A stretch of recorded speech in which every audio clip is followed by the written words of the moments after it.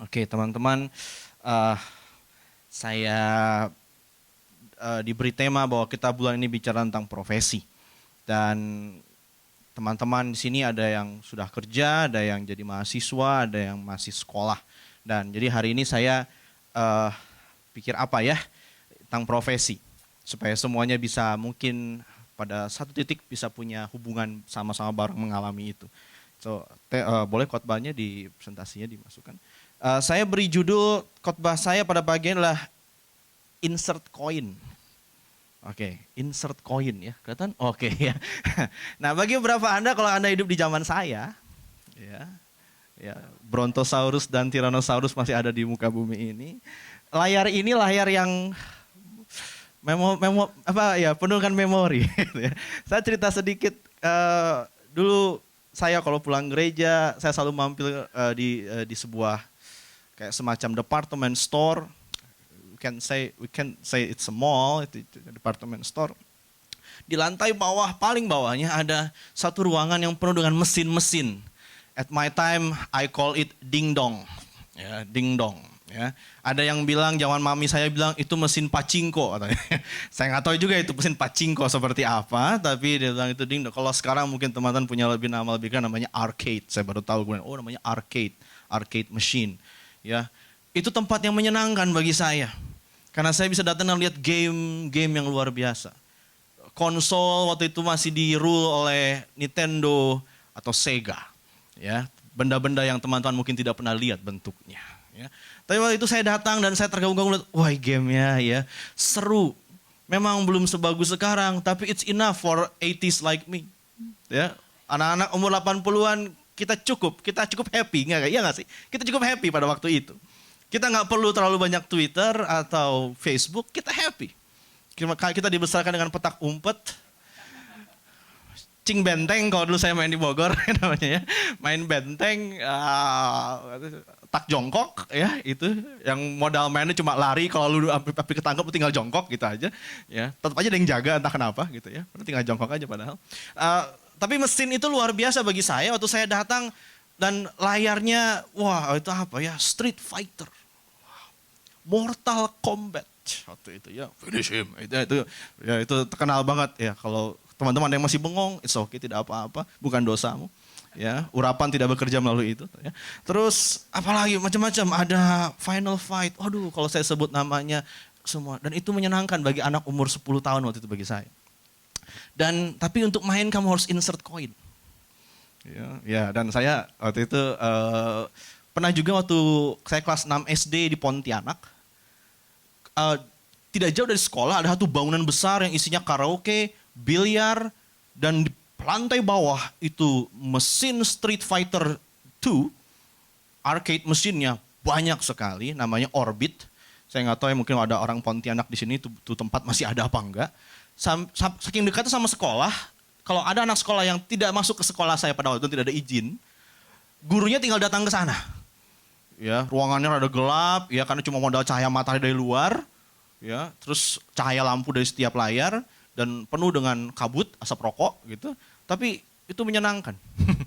Suasananya untuk main game. Nah, saya waktu itu kalau lagi tegas saya pengen main game. Lalu saya cari, oh itu jangan pakai uang cepean. Yang masih berharga, yang sekarang udah gak terlalu berharga. Berharga sekali waktu itu dan bobotnya lebih berat gitu. Waktu tukar koin, jadi berapa masukin 100 permainan. Lalu saya tukarkan, misalnya waktu itu punya uang GoPay itu luar biasa bagi seorang anak, saya tukar 5. So saya main. Saya lihat mana mesin yang sepi. Saya masukkan, oh ada yang sepi itu ya. Street Fighter 2 masalah waktu itu saya mainnya. Saya masukkan, saya pilih jagoan saya dan mulai main. I'm not very good at that, tapi saya main. Ya, Hadouken. Ya. Shoryuken, get Puken, apalah pakai bunyi gitu ya, Sabitu, gitu, pakai bunyinya nggak ngerti lah. Nah, gue pikir iya, wah ya biasa teman-teman. Mesin game itu kayak mesin judi, dia kasih lawan pertama itu gampang banget, menang. I'm at the top of the world waktu itu rasanya.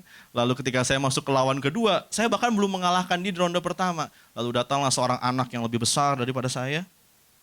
Dia lihat, saya lihat mau ngapain dia. Lalu dia masukkan koinnya ke mesin saya. Dan masuklah here comes the new challenger. Dan nanti mati gue. Dan dia pilih tokoh yang saya bilang, waduh dia pakai tokoh yang itu, yang jurusnya paling susah. Ya. Dan mulailah, dan mukanya paling jelek. Saya pilih jagoan yang mukanya paling cakep. Ya, entah kenapa, gak jago-jago amat, tapi pilihnya yang paling cakep gitu. Dan teman-teman tahu, itu 2 menit yang paling menyengsarakan bagi saya. Dia cukup perlu 1 menit setiap ronde to make me look like a fool. Dan ketika saya kalah, saya bilang, oke deh, saya kehilangan harga diri saya. Dia melucuti kejantanan saya. Saya merasa benar-benar tidak punya nilai. Gitu. Ya, dan ketika jebrek. Ya, you lose, gitu. Continue, insert coin to continue. Saya bilang, oke, mau sampai kapanpun uangnya gue masukin, gue nggak mungkin ngalahin dia. Dan saya pergi dan bersumpah tidak akan main lagi. Sampai hari ini. Ya, tapi ya, dan akhirnya saya cari, gimana cara supaya saya bisa menang? Belilah game konsol sendiri. Unlimited continue. Ya, dan tidak ada yang mengganggu saya. Gitu. Ya, itu mentalitasnya. Jadi saya mau ajak teman-teman ini bicara mungkin sesuatu yang nggak jarang mungkin, yaitu mengenai kegagalan. Ya, kita pengen menang, kita senang menang, kita pengen sukses, kita senang berhasil, tapi kita tidak tahan sama namanya kalah. Bagi teman-teman yang laki-laki, kita punya semacam panggilan dalam darah kita untuk apapun kalau main, kita ingin bersaing. Ya, betul ya, laki-laki bisa bilang amen for that, gitu kan ya, bahwa kita apa-apa bisa kita jadi mainan untuk bersaing. Main apapun pasti ujungnya, siapa yang menang, siapa yang kalah. Main basket, nge-shoot, ya main. Ya gitu. Biarpun gak kenal, yang penting main. Dan kalau udah menang, senangnya minta ampun. Anak perempuan tidak punya panggilan seperti itu. Mau tahu mainan anak perempuan? Masak-masakan. Mau menang di mana coba masak-masakan? Ya. Kalaupun mereka ada main, yuk kita main Master Chef yuk, ya nanti kamu yang menang ya, nanti menangnya pun diatur. Main boneka-bonekaan, main drama-dramaan, diatur. Kamu jadi ibu tirinya, aku jadi anak tirinya, aku jadi putrinya. Tapi everyone participate, tidak ada yang menang. Anak laki enggak. Pengennya menang. Lagi main baik-baik, tiba-tiba, wah iya, lagi main sepeda bareng-bareng ngobrol, tiba begitu selesai, yuk pulang yuk. Tiba-tiba dia langsung goes lebih cepat. Temen langsung tiba cara naluri ya. Oh nggak boleh. Iya langsung begitu kan. Ya oke ya.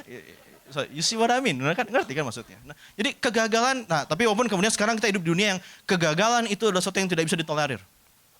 Kita hidup di masa di mana begitu banyak kita sering kali melihat kegagalan dan mengalami kegagalan, dan suatu titik kita menyerah dan kita bilang, okay, that's it. I'm not very good at this. I'm sucks at this. Saya tidak mau lagi, saya menyerah. So hari ini saya mau bicara tentang kegagalan kepada teman-teman. Ya, sudah banyak khotbah tentang sukses, saya akan bicara tentang kegagalan. Saya akan bicara tentang bagaimana kalau kita gagal. Bisa jadi topik sebulanan. Mungkin buat teman-teman di Geneo atau di peka masing-masing kalau nanti bisa diskusi mengenai bagaimana sih kita bisa handle kegagalan. Karena banyak anak, orang dewasa bahkan, tidak bisa handle kegagalan. Nah, oke ya. Teman-teman, so sorry, yang gitu. Nggak tenang, tim saya baru saja udah tersingkir kok ya. Nggak tersingkir amat sih, juara 3 ya. Saya penggemar Belanda. Dan tadi pagi nggak nonton, demi teman-teman ya. Demi teman, biar kalau nggak gue ngantuk sekarang ini. Tapi benar, kenapa waktu saya baca koran, lihat bagaimana Brasil ditekuk 1-7. Ditekuk dan dilipat sebenarnya itu ya gitu. Dan digunting kemudian. Itu ya, makanya ada istilah menggunting dan melipatan itu. Itu mereka menangis. Dan sering dikritik Brasil itu, lagu kebangsaan menangis, istirahat menangis, menang pun menangis gitu ya. Saking gak kuat ngadapin tensi kata mereka, kata komentator. Well, everybody can comment. Tapi saya bilang bahwa memang kita lihat begitu pahitnya orang-orang yang mengalami kegagalan di Piala Dunia. Tapi kuncinya sebenarnya bukan masalah gak boleh gagal. Ya. Tapi kuncinya yang penting dalam hidup ini juga salah satunya adalah how do you face failure? Bagaimana kamu menghadapi kegagalan? Bagaimana kamu menyikapi kegagalan? Nah, saya mau ajak teman-teman lihat kisah dari Musa. Nah, saya tidak bisa tulis ayatnya, so yuk buka Alkitabnya. Yang udah jarang buka Alkitab ya, ini kesempatan baik. Ya, buka Alkitabnya di Keluaran 2 ayat 11 sampai 17.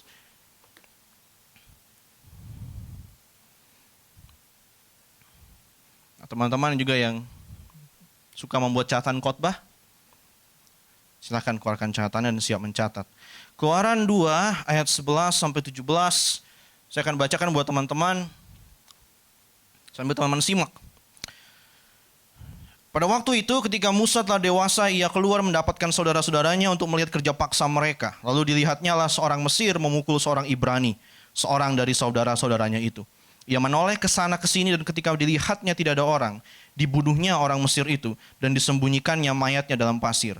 Ketika keesokan harinya ia keluar lagi, dapatinya 2 orang Ibrani tengah berkelahi. Ia bertanya kepada yang bersalah itu, "Mengapa engkau pukul temanmu?" Tetapi jawabnya, "Siapakah yang mengangkat engkau menjadi pemimpin dan hakim atas kami? Apakah engkau bermaksud membunuh aku, sama seperti engkau telah membunuh orang Mesir itu?" Musa menjadi takut, sebab pikirnya, tentulah perkara itu telah diketahuan. Ketika Firaun mendengar tentang perkara itu, dicarinya ikhtiar untuk membunuh Musa. Tetapi Musa melarikan diri di hadapan Firaun dan tiba di tanah Midian. Lalu ia duduk-duduk di tepi sebuah sumur. Adapun imam di Midian mempunyai 7 anak perempuan. Mereka datang menimba air dan mengisi palungan-palungan untuk memberi minum kambing domba ayahnya. Maka datanglah gembala-gembala yang mengusir mereka. Lalu Musa bangkit, menolong mereka dan memberi minum kambing domba mereka. Oke, sampai situ saja dulu. Nah, teman-teman, kalau teman-teman lihat kisah Musa, kalau teman sudah hafal, teman-teman yang dari sejak sekolah minggu tidak drop out, continue terus ya, sampai titik ini, kamu tahu kisah Musa bahwa Musa tadinya seorang pangeran Mesir, lalu karena kasus pembunuhan, dia melarikan diri. Tapi mari coba kita lihat, inilah orang bilang ini titik kegagalannya, from somebody to nobody, ya. Bukan nobody but you, tapi ya nobody gitu di tepi sungai, tepi sumur. Dia kabur, dia tadinya seorang yang punya segalanya, karena kasus pembunuhan itu, dia lari. Dan jadilah seorang yang kalau teman baca di bawahnya, Musa menikah dengan satu dari perempuan yang dia tolong itu, dan kemudian dikatakan Musa menggembalakan kambing domba mertuanya. So bahkan dia tidak punya properti. Dia jalankan bisnis mertua. Dan kalau kamu nanti sudah punya mertua, kamu tahu, mertua sometimes can be a hard issue. Tapi dia kerjakan. Nah, saya mau bilang gini, bayangkan dari seorang yang punya segalanya sampai harus menjalankan sesuatu yang bahkan bukan punya dia. So, dia benar-benar completely loser. Kalau zaman sekarang, ya saya dulu punya teman yang kuliah ke Jerman, balik ke Indonesia, dia akhirnya apa? Terakhir bernasib menjaga toko papahnya di Pasar Baru. Orang bilang, ngapain kuliah ke Jerman untuk cuma jaga toko bapaknya di Pasar Baru? Gitu. Lu ngapain aja? Gitu. Bagi beberapa orang, aduh gagal hidup gue, ya ekspektansinya tinggi tapi gue cuma berakhir seperti ini. Jadi kita lihat ada orang yang di satu babak hidupnya adalah gagal. Nah, tapi kamu udah tahu endingnya. Musa nggak berakhir di sebagai penjaga kambing domba mertuanya. Dia berakhir sebagai nabi besar, tokoh terkenal. Ya, kita udah tahu endingnya, tapi kita harus tahu prosesnya. Banyak orang pengen endingnya. Banyak orang pengen, mungkin ada teman yang bilang, oh keren kalau Robert lagi main di WL tuh, waduh keren banget. Kita bilang pengen kayak dia. Saya lihat pemain drum, pemain musik, gitu, gue pengen kayak dia. Tapi banyak orang nggak pengen prosesnya di nyampe titik itu. Banyak orang mikir, oh gue pengen bisa nyanyi, tapi nggak tahu proses berdoanya untuk jadi WL. Bangun kehidupan rohani, segala gitu. Kita nggak terlalu pengen itu. Kita pengennya endingnya. Nah, saya mau bicara prosesnya. Prosesnya hari ini. Nah, kita lihat Musa gagal, tapi kita tahu dia bangkit kembali dan berhasil. Nah, saya mau bicara 2 poin hari ini kepada teman-teman. Tentang bagaimana kita bisa bangkit dari kegagalan. So, poin pertama saya adalah tentang, ingatlah bahwa dalam diri kita terdapat potensi yang besar yang Tuhan sudah taruh. Ini poin pertama, bahwa kita harus tahu kita punya potensi dalam diri kita. Nah, kalau teman-teman lihat tadi Musa, kenapa dia bunuh orang Mesir? Kenapa dia bunuh orang Mesir? Ya, Anda sedang berbahasa roh, maaf, saya nggak tahu artinya apa. Ya. Kenapa dia bunuh orang Mesir itu? Come on, ayo nggak apa-apa, jangan takut. Kenapa ya? Oke, ya cantik sekali ibu yang ini ya. Dia mau jawab ya, karena dia pengen ya teman-teman kalau baca itu dia sedang bela temannya orang Israel. So dia punya satu karakter dalam diri dia bahwa dia pengen belain orang yang tertindas. Ya toh? Makanya dia pengen bela saudaranya. Dia lihat saudara ditindas, dia pengen belain. Dan begitu ada yang cross the line, dia bunuh. Dan ketika dia kabur ke Midian, teman-teman lihat apa kasusnya? Seseorang yang asing duduk di tepi sumur, ada 7 perempuan. Oh iya, 7. Emang kalau perempuan tuh laki-laki suka bangkit, rasa ingin melindunginya. Ya.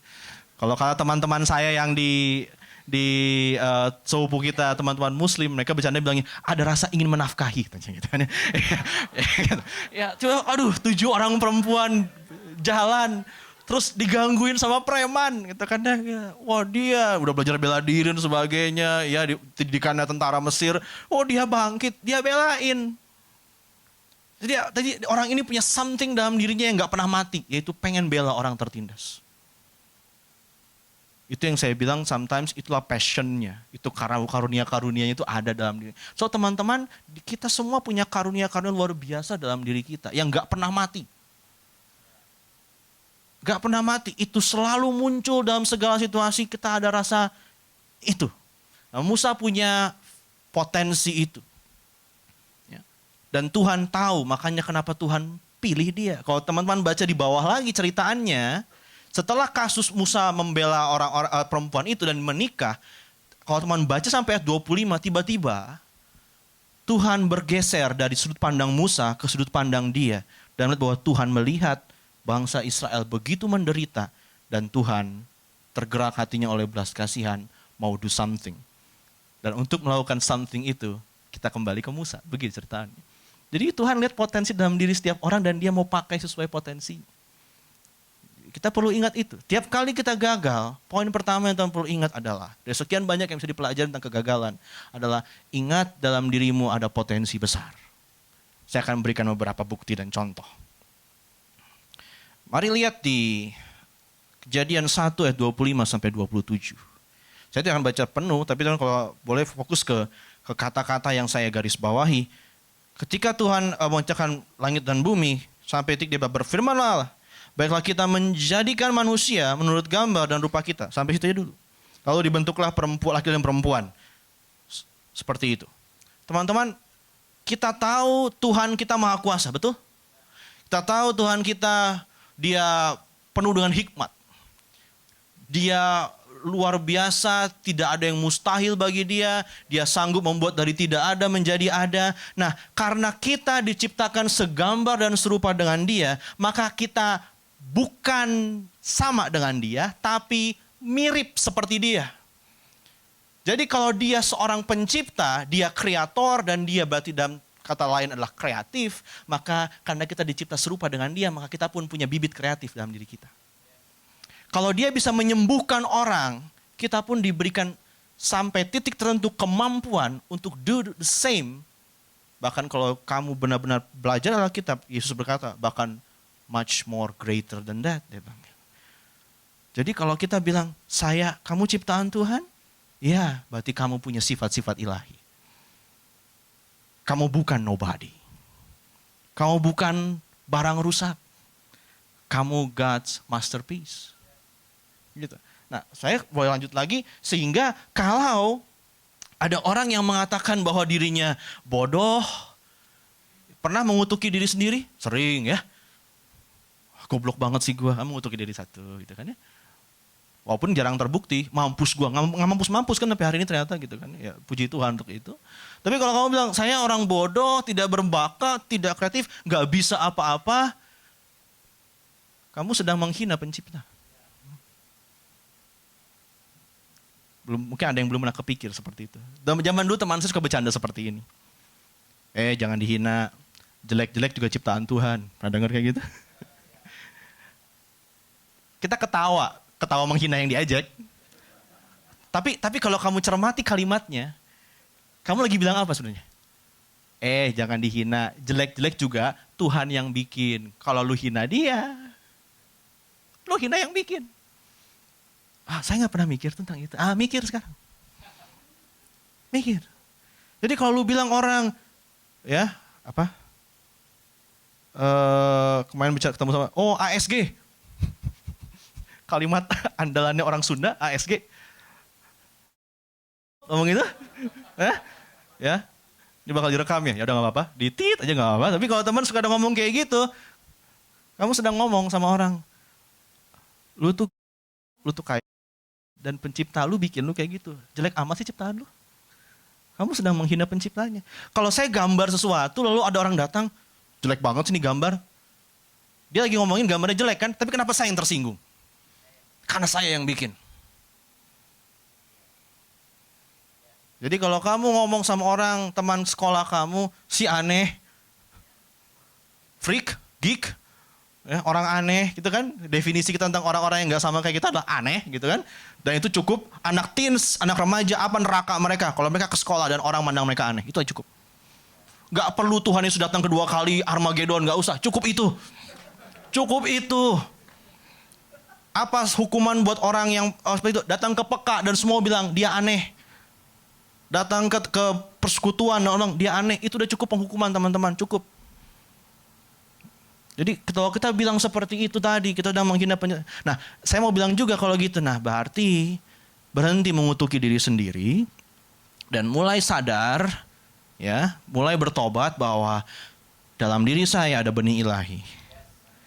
Ada kekuatan luar biasa yang Tuhan berikan. Kalau saya tidak tahu itu apa, bukan berarti itu tidak ada. Bisa mengerti maksudnya? Mungkin saya nggak tahu itu apa, tapi bukan berarti itu nggak ada. Itu ada, saya belum tahu. Nah, saya akan cari tahu. Karena begitu saya temukan, saya tidak akan pernah memandang rendah diri saya lagi. Sekalipun saya gagal, saya tidak akan pernah kapok atau bersumpah tidak akan mencoba lagi atau pernah jadi rendah diri. Enggak, karena saya tahu itu ada, saya harus cari itu. Nah, di Yohanes 12:24, saya tidak mau bicara mengenai, terus terang ini mengutipnya, bukan mengutip konteks ayatnya, tapi saya mau mengutip contoh yang Tuhan kasih.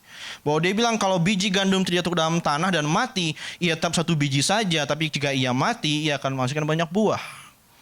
Saya mau bilang gini, bahwa teman-teman, kalau teman-teman ada biji jeruk, biji sering kita buang toh, ya. Kita cari semangka tidak berbiji, kalau kita makan buah jeruk dan gak ada bijinya kita senang.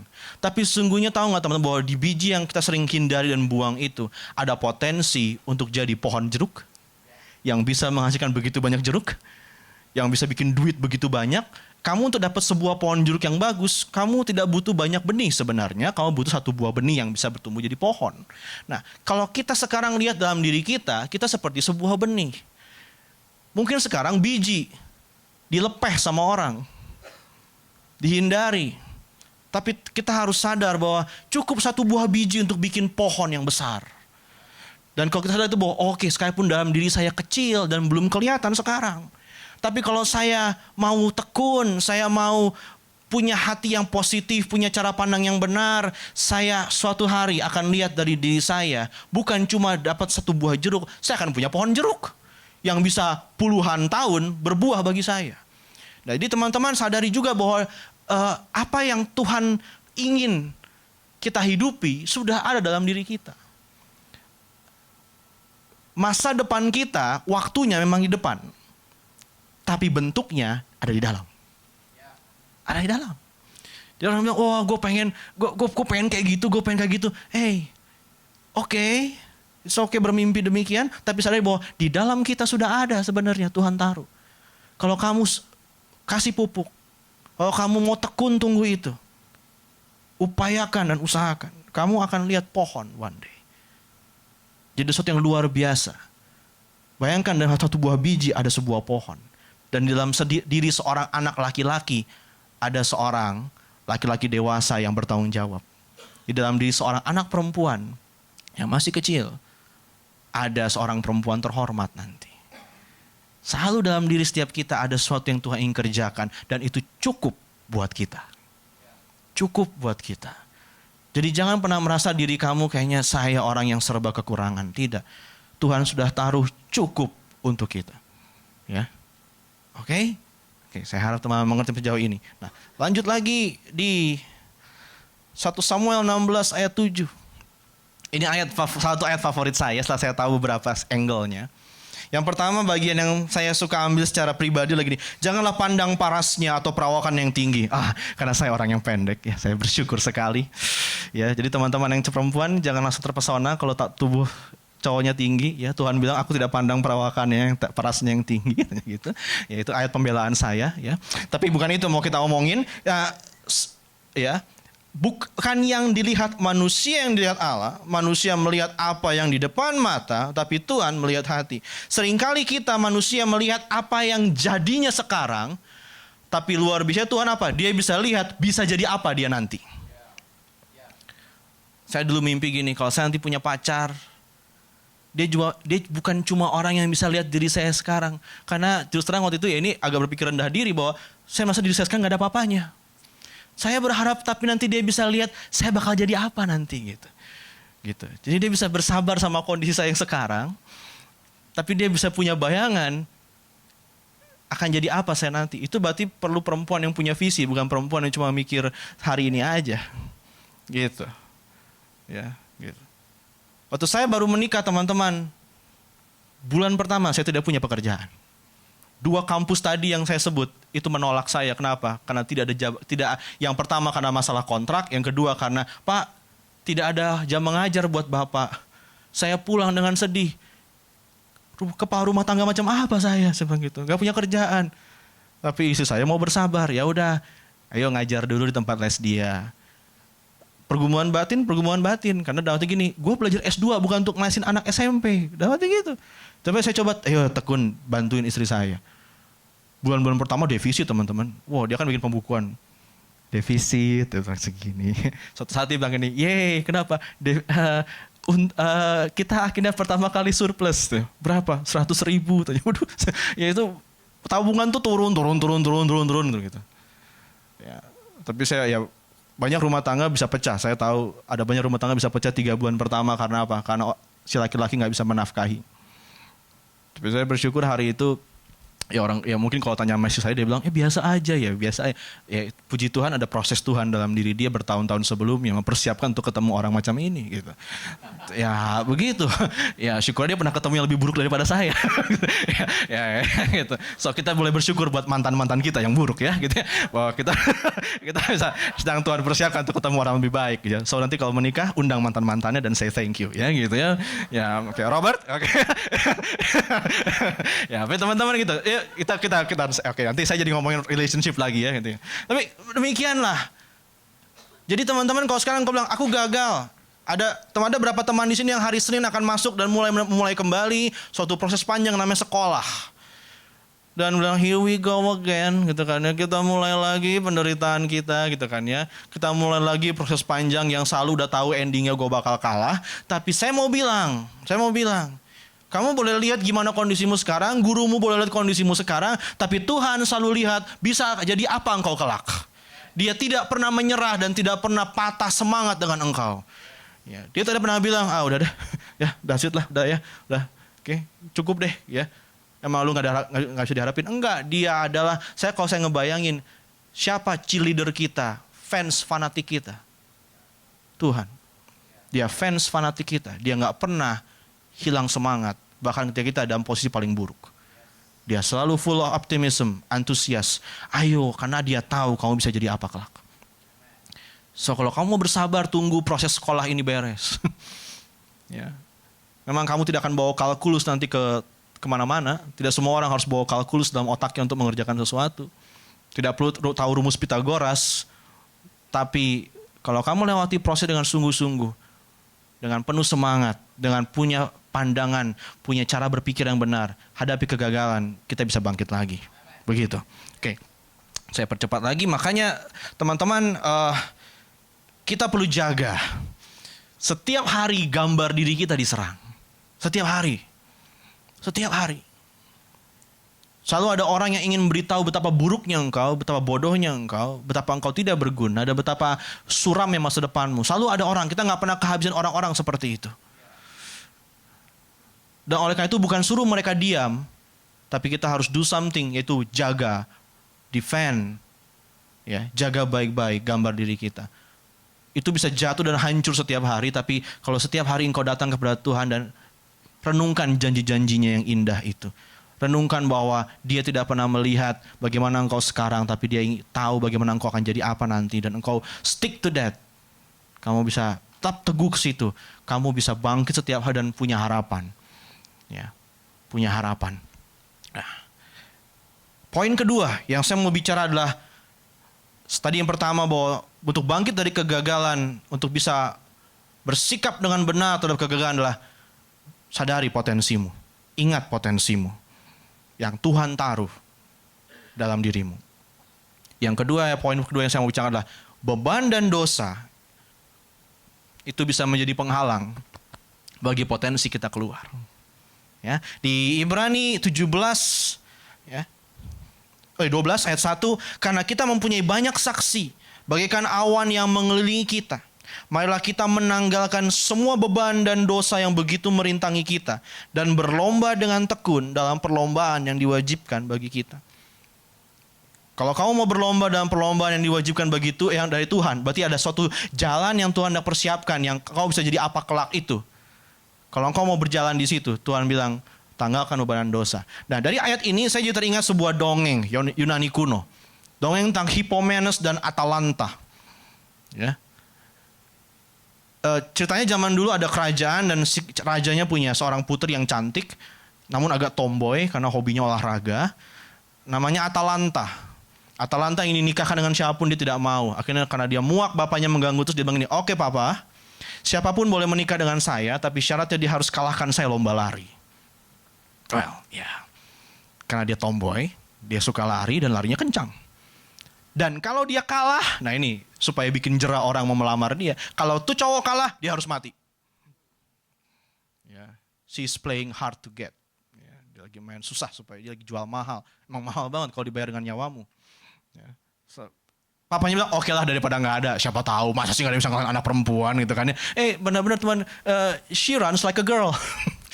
Dan benar-benar cepat. Sehingga banyak laki-laki mati. Ya. Dan mereka mulai dorong-dorong, ayo lu maju lu, gak mau gue gak mau mati ya. Dia boleh cantik tapi gue gak mau mati gitu kan ya. Nah sampai akhirnya Hippomenes ini laki-laki ini pangeran juga berpikir gue pengen dapetin ini cewek tapi gue juga takut mati, so gimana. Dan dia berdoa kepada dewa-dewa dan beberapa dewa menjawab dia, satunya saya lupa kalau gak Aphrodite kalau gak salah ya, dewa kecantikan dan seks. Dia bilang gini, dan karena dia yang dewi perempuan, dia tahu benar perempuan maunya apa, dia bilang gini, oke Hippomenes gini caranya, aku beri kamu tiga buah apel emas. Kamu lari, dan setiap kali dia mulai kejar kamu, jatuhkan apel emasnya. Oke, so dia ikut lomba. Ya, Atalanta ikut lomba juga bilang, oh ya lumayan, cakep juga sih, sayang umurnya pendek gitu kan ya. Nah dia mulai lari dan Hippomenes juga pelari yang cepat. Atalanta santai karena dia tahu siapapun bisa dibalap sama dia sampai finish. So dia santai. Tapi begitu dia mulai oke, nih anak mulai jauh, dia mulai kejar. Begitu mulai dekat, Hippomenes ingat, oke, jatuhkan sebuah apel emas. And guess what? Dia berhenti. Ada apel emas ya. So teman-teman, materialisme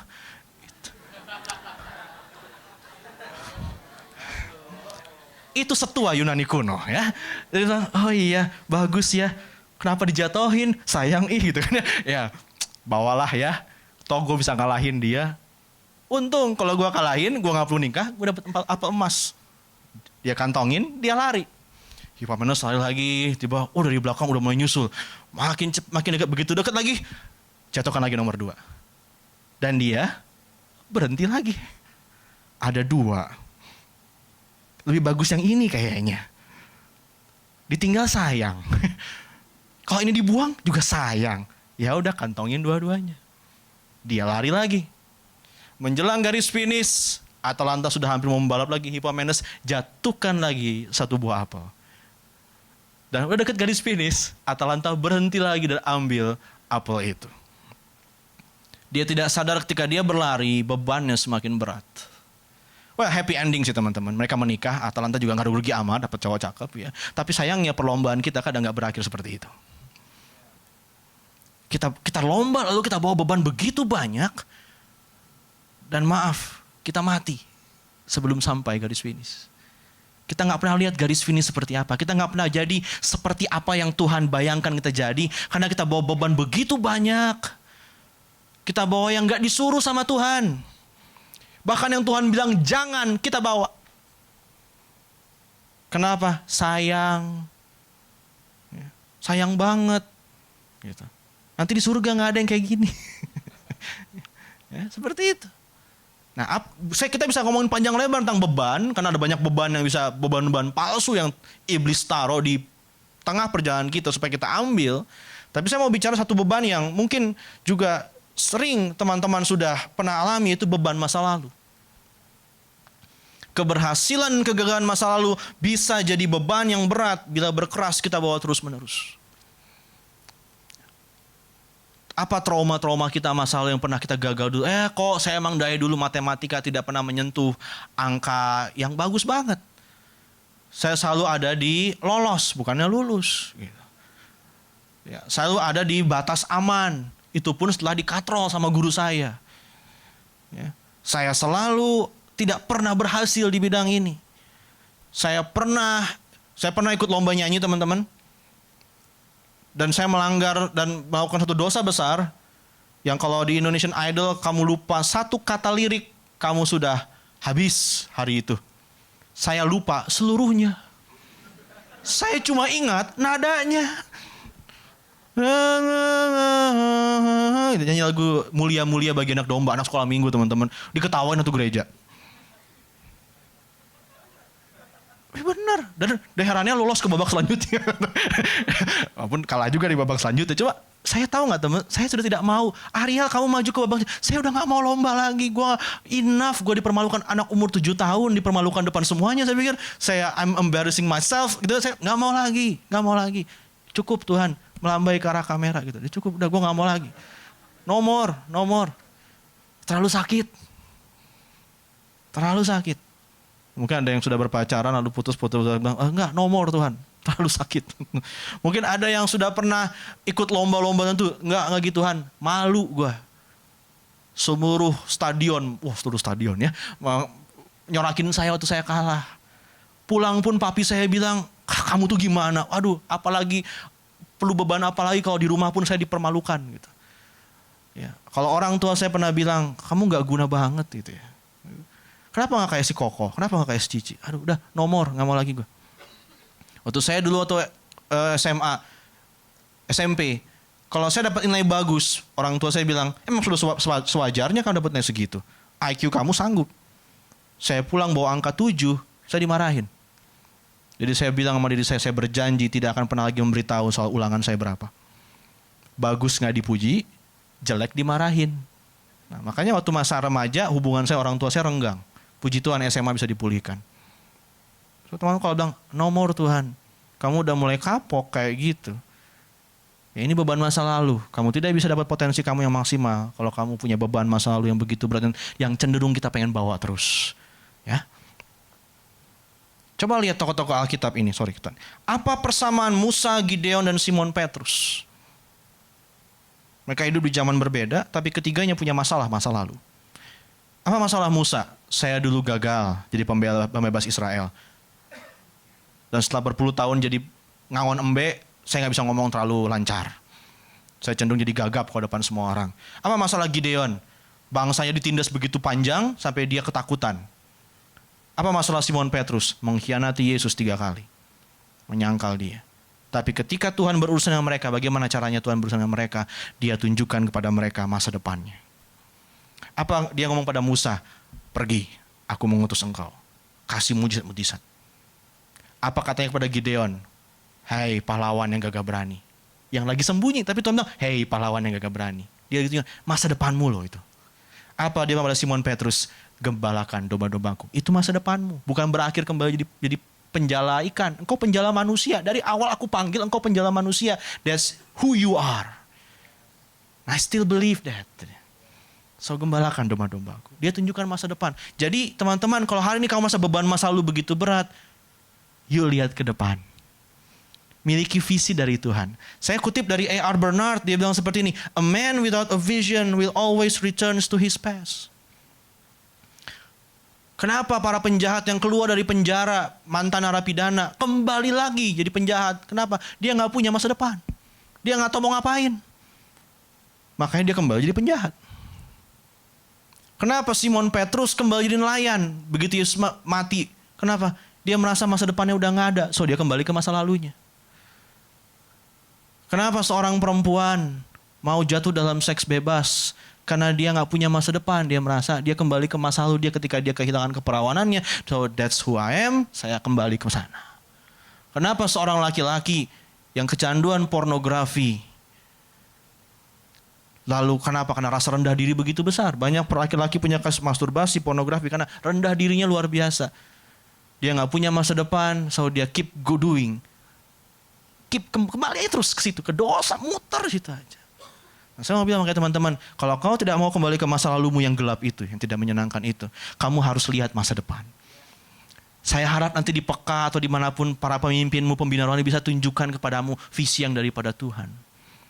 Tapi saya nggak bisa ajar ke teman-teman, saya nggak bisa kasih tahu. Teman-teman harus temukan itu. Kalau kamu nggak ketemu itu, kamu tetap kembali ke masa lalumu. Kamu tetap kembali ke titik gagalmu. Kamu kembali ke bebanmu. Kenapa banyak orang tua suka ngomel? Aduh, zaman papa dulu mah enak gini-gini. Kenapa? Karena dia merasa nggak punya masa depan di masa ini. So dia keep coming back, ngomongin tentang masa lalu. Orang yang selalu ngomongin dulu kami, ya dulu gini. Dia orang yang hidup di masa lalu. Masa lalu tempat yang bagus untuk dikunjungi memang kadang-kadang. Tapi bukan tempat yang bagus untuk tinggal. You boleh kunjungin, tapi balik pulang karena kamu diciptakan untuk masa depan. So memiliki masa depan daripada Tuhan, visi daripada Tuhan. Kalau lu gak punya visi, lu tetap kembali ke masa lalu. Dan kamu gak pernah mencapai potensimu. Apa yang Tuhan ingin engkau jadi dan bisa jadi, itu ada di depan. Oke. Saya akan coba percepat. Dan yang terakhir mengenai dosa. Tadi mengenai beban, itu mengenai dosa sekarang. Nah kita perlu bicara lebih banyak tentang dosa. Kenapa orang gak mau bicara tentang dosa? Karena gak nyaman ngomonginnya. Tidak ada yang ngomongin dosa tanpa harus membicarakan dirinya sendiri. Nah, saya mau kasih satu kebenaran bahwa dosa bukanlah kelemahan, sudah kebiasaan buruk. Oh dia mah pemarah banget. Ya kok kebiasaan buruk dia begitu. Enggak, itu dosa. Itu aja beres. Kamu kenapa? Ya kok maklum lah ya, kebiasaan laki-laki lah, pornografi, masturbasi, kelemahan kok. Enggak, itu dosa. Kita kadang terlalu pakai kata-kata yang lembut, halus. Kelemahan, kebiasaan buruk, enggak, itu dosa, titik, dah gitu aja. Gitu. Nah, dan dosa yang saya pelajari dalam kehidupan saya, dosa cuma butuh satu pintu untuk masuk, tapi dia seperti virus, dia akan merusak seluruh tubuhmu. Dosa yang saya buka adalah dosa pornografi, tapi saya tuai dengan kehilangan pekerjaan saya. Apa hubungannya? Nggak ada yang tahu. Tapi saya nggak tahu itu udah menjalar masuk, mempengaruhi seluruh hidup saya. Satu titik saya buka pintu itu, saya tuai emang beberapa tahun kemudian. Herannya dituai di saat kita paling sakit justru. Itu sedihnya, menyedihkannya kalau kamu buka pintu untuk dosa, dia akan kamu tuai di saat paling menyakitkan dalam hidupmu. Jadi teman-teman, saya mau bilang gini, seperti coba baca ayatnya. Boleh kembali tadi? Kejadian. Apakah mukamu tidak akan berseri jika engkau berbuat baik? Tapi jika engkau tidak berbuat baik, dosa sudah mengintip di depan pintu. Ia sangat menggoda engkau, tapi engkau berkuasa atasnya. Ini belum ada Yesus Kristus, belum ada Roh Kudus, tapi Tuhan sebenarnya sudah punya taruh potensi dalam diri Kain bahwa engkau bisa berkuasa loh atas dosa. Engkau bukan budak dosa. Engkau bisa menguasainya. Dosa boleh mengintip depan pintu, tapi guess what? Just kick the door. Tendang pintunya, udah. Jangan biarkan dia mengintip. Begitu engkau buka, engkau biarkan virus itu masuk dan guess what? Kamu bisa kelumpuh. Dan maaf, dia akan melumpuhkanmu di saat engkau sangat membutuhkan kehidupanmu sebenarnya. Saya sangat menyukai profesi saya waktu itu. Tapi di titik saya sangat cinta pada profesi saya. Dosa yang saya buka bertahun-tahun yang lalu merusakkan semuanya. Titik terendah dalam hidup saya waktu itu. Saya merasa saya menyalahkan orang telah merenggut sesuatu yang saya sangat cintai, pekerjaan saya. Tapi sebenarnya tidak, Ariel. Masa depanmu itu sudah direnggut semenjak engkau buka pintu untuk dosa. So hari ini saya mau ajak, dosa-dosa apa yang engkau sembunyikan? Yang engkau tetap buka pintu untuk dia. Dengan apapun alasannya, kelemahan kah, lagi stres kok. Ya. Makanya saya butuh penyaluran. Saya namanya hilaf. Hilaf kok hobi. Iya, hilaf kok, tapi sering itu hobi namanya. Ayo. Ya. Percaya nggak mungkin kalau, ya sorry kalau saya ulang-ulang karena mungkin ini dosanya yang paling banyak. Kalau kayak saya ketemu berapa orang yang bilang, dia anak yang pintar tapi kenapa sekolahnya selalu buruk. Dia ngaku dia pernah ngomong saya punya masalah masturbasi dan pornografi. Gak ada hubungannya sama, ada yang bilang enggak, pas pornografi dan masturbasi tidak membuat otak jadi bodoh. Memang mungkin kamu boleh berdebat mengenai itu, tapi saya bilang itu kuncinya jangan-jangan. Coba lu stop teman-teman, yuk hentikan, saya tantang 30 hari, hentikan kebiasaan burukmu, mulai kebiasaan baikmu, buktikan dalam 30 hari kalau hidupmu tidak berubah. Tadi apa kuncinya? Kalau engkau tidak berbuat baik, dosa menguasai engkau. Apa kunci melawan dosa? Do something good. Good, baik menurut siapa? Menurut firman Tuhan tentu saja. Oke. Saya harap teman-teman berpikir. Saya akan kirim pulang teman-teman karena saya tidak nyaman. Moga-moga seperti itu. Tidak nyaman karena engkau belum sampai ke masa depanmu. Engkau belum jadi seperti yang Tuhan inginkan. So keep doing that. Ayo coba kejar terus. Ya. Nah, saya sampai di hampir dekat lagi. Nah, saya coba cuplik cerita dari Piala Dunia kemarin. Ada seorang penjaga gawang cadangan tim Belanda, tim kesayangan saya sih memang ya. Tapi tidak apa-apa, bukan karena sentimen, tapi ditulis di koran Kompas. Makanya saya tertarik sekali tulis. Namanya Tim Krul. Tim Krul tidak diturunkan sepanjang pertandingan di Piala Dunia. Saya nggak tahu tadi malam diturunkan apa tidak. Tapi sepanjang pertandingan dia tidak pernah diturunkan. Jasper Cillessen adalah kiper utama. Ketika melawan Costa Rica, Belanda harus masuk ke babak adu penalti. Dan di menit 120+1, Louis van Gaal, sang pelatih, tiba membuat keputusan yang aneh. Dia mengganti kiper. Kiper diganti, masuklah Tim Krul, dan dia belum main sama sekali. Tapi dia membaca semua arah bola tendangan penalti pemain Costa Rica tepat. Buka di internet. Semua arahnya kemana, dia tebak dengan tepat. Emang yang ketepis cuma 2, tapi dia do something great. Kenapa? Karena waktu latihan, pelatihnya lihat dia bisa menepis bola-bola yang ke arah pinggir. Nah teman-teman dan karena berkat latihan itu dia jadi pahlawan. Nah teman-teman saya mau tanya, dari pertandingan sama latihan, enakan mana? Latihan? Kalau saya ajak teman-teman saya, nih teman-teman anak Riau lagi berlatih buat futsal, ya mau ikut kompetisi, kalau dia bilang, yuk kita latihan, pada telat, pada nggak serius, begitu kita mau tanding, matang semuanya. Pertandingan lebih seru daripada latihan bosan, tendangan penalti 1000 kali, ya jebret ya. Gitu. Tapi sadarkah kita bahwa waktu yang kita investasikan untuk berlatih itu membuat pertandingan kita jadi jago banget. Tim Krul do his best di saat latihan. Itu buat dia punya posisi dalam pertandingan. Teman-teman, sekarang kalau kamu bilang, kok kayaknya bosen ya kok sekolah, kuliah, gini-gini terus. Dan kayaknya saya nggak kayak titik gagal deh. Enggak, lakukan terus latihanmu. Keep doing that. Disiplin itu begitu. Disiplin tidak menyenangkan, membosankan. Tapi berkat disiplin, kamu bisa bertanding di kehidupan dengan lebih baik. Ya, gitu. Kalau ketua PKmu, pembina rohani bilang disiplin, baca Alkitab, doa setiap hari. Bosen kok, keep doing that. Karena itu yang bisa bikin kita bertanding di kehidupan lebih baik. Potensimu terlihat ketika engkau berlatih sebenarnya. Potensimu terlihat ketika engkau berlatih. So keep practicing. Nah, 2 slide lagi saya selesai. Di 2 Tawari 16 ayat 9, Tuhan akan melimpahkan kekuatannya pada mereka yang bersungguh hati kepada Dia. Nah, teman-teman, ketika kita bersungguh hati mengerjakan apa yang Tuhan berikan kepada kita saat ini, maka Tuhan akan limpahkan kekuatan supaya kita berhasil pada kesempatan-kesempatan yang lainnya. So bersungguh hati, bahkan ketika berlatih, bahkan ketika segala yang membosankan, bersungguh hati. Tuhan akan bawa engkau ke tempat yang seharusnya engkau berada. Ayat terakhir lalu saya selesai. Ini ayat favorit saya. Coba teman-teman, saya ajak teman ini jadi perenungan kita. Ini ayat yang suka dikutip dari lagu Lebih Dari Pemenang, mungkin teman sudah tahu. Saya mau ajak mikir gini, makanya saya potong ayatnya sebagai bagian supaya ini bawa pulang ini. Lupakan yang lain. Mungkin kalau kamu lupa yang lain, boleh lupakan yang lain. Tapi saya minta tolong yang ini, jangan dilupakan. Roma 8, 32, 37-39 begini. Ia yang tidak menyayangkan anaknya sendiri, tapi yang menyerahkannya bagi kita semua. Bagaimanakah mungkin ia tidak mengaruniakan segala sesuatu kepada kita bersama-sama dengan dia? Stop dulu. Waktunya sudah habis, saya minta maaf, saya harus ambil yang ini. Kalau anaknya saja dia berikan, masakan, nilai yang baik di sekolah dia tidak akan berikan.